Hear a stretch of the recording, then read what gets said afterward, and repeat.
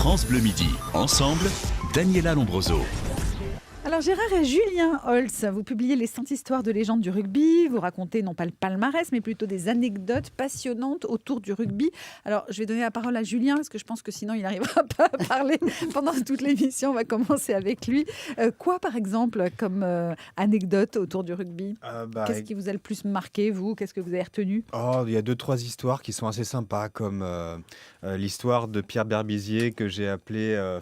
j'ai fait un amalgame avec Cyrano de Bergerac, l'histoire d'une touche coquine. Rien de coquin, mais juste l'esprit du jeu, le fait de pouvoir marquer un essai au bout de 20 secondes de jeu grâce à une jolie touche. À la fin de l'envoi, je touche. Donc, C'est ça, voilà. Et puis des histoires un peu plus dramatiques avec, par exemple, dans les années 70, de jeunes Uruguayens qui partaient faire une tournée au Chili, qui s'écrasent en avion dans la cordillère des Andes, et ça donne une histoire de cannibalisme avec 70 jours de survie à 3600 mètres d'altitude.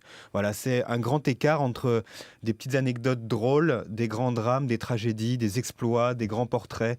Un florilège de nouvelles, un zapping de luxe du rugby.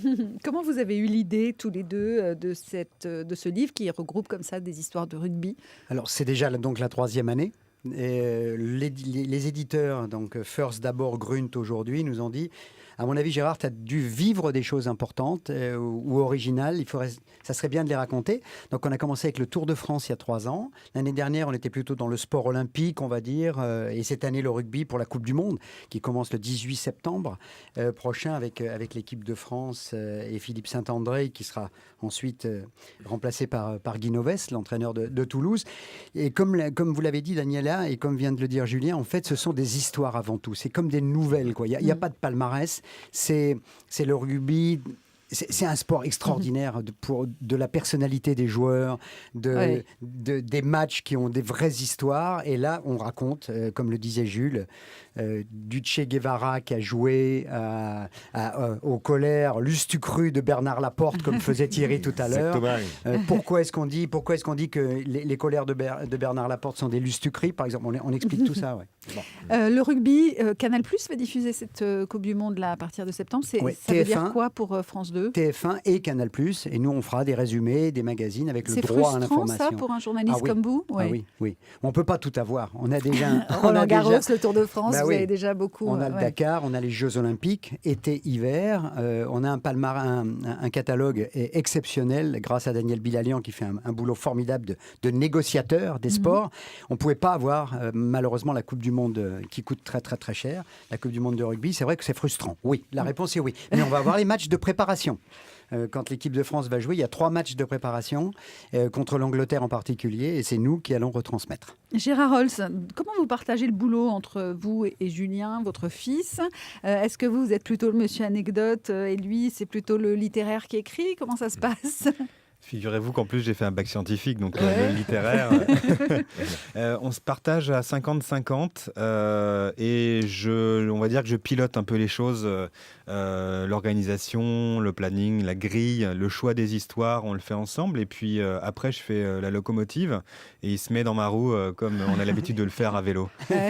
Voilà. En fait, on a 2 méthodes différentes. Julien regarde beaucoup de vidéos. Pour avoir vraiment l'image en tête, et moi je suis plutôt dans la relecture des Cormier du Parisien, de Blondin, de Denis Lalanne, des grands du rugby, Henri Garcia, qui ont raconté plein d'histoires. Et puis j'ai recoupé tout ça avec beaucoup de coups de téléphone avec tous les vivants, de Pierre Albaladejo à Philippe Sella, de Jean Gachassin à Berbizier à Benazi, que j'ai au téléphone, qui m'ont raconté des anecdotes, dont une. Bon, on attaque maintenant avec Jean Gachassin. Rodézy, en 1966, il intercepte le ballon, il joue avec le maillot de l'équipe de France à l'époque, le short blanc. Le Rodésien l'attrape par le short, il va faire 80 mètres avec les fesses à l'air parce qu'il lui a déchiré le short. Voilà, c'est une des histoires qu'il y a dans le livre. Vous expliquez aussi pourquoi le ballon est ovale dans le rugby, pourquoi ? Monsieur Gilbert, qui est un cordonnier, Gilbert, qui était dans la rue qui amenait au grand champ où jouaient les élèves de l'université de rugby. 1823, d'abord, Monsieur William Webb Ellis invente le rugby. Il jouait au football, il prend le ballon à la main, il va le porter de l'autre côté. Et tous les copains lui disent, mais tu viens d'inventer un truc là. Il a inventé le rugby. Mais le problème, c'est que le ballon était rond. On ne le tenait pas bien. Et Gilbert, qui était un cordonnier, qui a adoré tout de suite et Webb Ellis et ce rugby-là, leur a dit, mais attendez, moi j'ai des vessies de porc, je vais vous faire un ballon qui va être plus facile à porter à la main. Sous le bras, en fait. Hein. Et il a inventé ce ballon avec lequel, encore aujourd'hui, les grandes finales sont jouées. On ne peut pas parler de rugby sans parler des calendriers des dieux du stade, en tout cas quand on est une fille. Qu'est-ce qu'ils sont beaux. Le rugbyman, objet de désir, c'est depuis quand ça ? Depuis toujours Surtout depuis Max Guazzini. C'est lui qui a eu cette idée-là en 2000, premier calendrier en 2001. C'est une vraie histoire. C'est dans ce livre, on appelle ça l'effet Max. C'est lui qui, en reprenant au début des années 90 le club du Stade Français, va développer un vrai business autour de son club et va vulgariser, démocratiser le rugby, l'ouvrir aux familles, l'ouvrir aux filles. Avec ce maillot, c'est un peu iconoclaste quand même, d'habiller les rugbymen en rose, comme mon père aujourd'hui d'ailleurs. Ouais. C'est-à-dire que ce qui est curieux, c'est que le rugby, ça semble être un sport viril par excellence. Et là, il y a comme une sorte d'imagerie gay aussi dans ce calendrier où on voit les dieux du stade nus, etc. C'est pas contradictoire ? C'est un sport viril mais correct. C'est un sport où on se tape dedans, on se tape dedans pendant le match et on s'embrasse à la fin du match, on se congratule à la fin du match et on fait la fête ensemble après aussi, enfin normalement. Mais c'est vrai que il y a une vraie...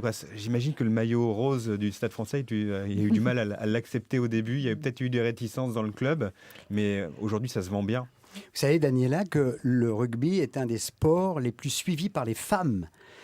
Encore aujourd'hui, au Stade de France, samedi prochain, pour la grande finale entre le Stade Français, mon club de cœur, allez le Stade, contre Clermont, la moitié pratiquement du stade sera envahi par des femmes. Envahi. Oui, envahi par des femmes. Pourquoi ? Parce qu'ils sont beaux, c'est viril, ça triche pas. Heureusement, vous n'avez pas dit c'est facile à suivre. Non, c'est très compliqué. Non, c'est très compliqué à suivre. Et le rugby ça, féminin, alors plaisant. Qu'en est-il du rugby féminin ? Ça c'est alors vous voyez dans la mêlée.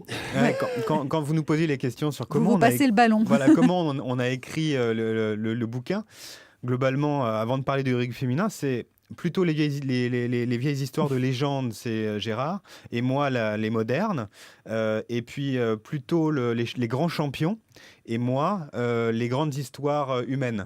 Et alors, pour parler des femmes, on a écrit 2 histoires dans le livre. La première, c'est sur l'amour du maillot, et la deuxième, c'est sur la Coupe du Monde. Le maillot, vous parlez pas d'épilation là.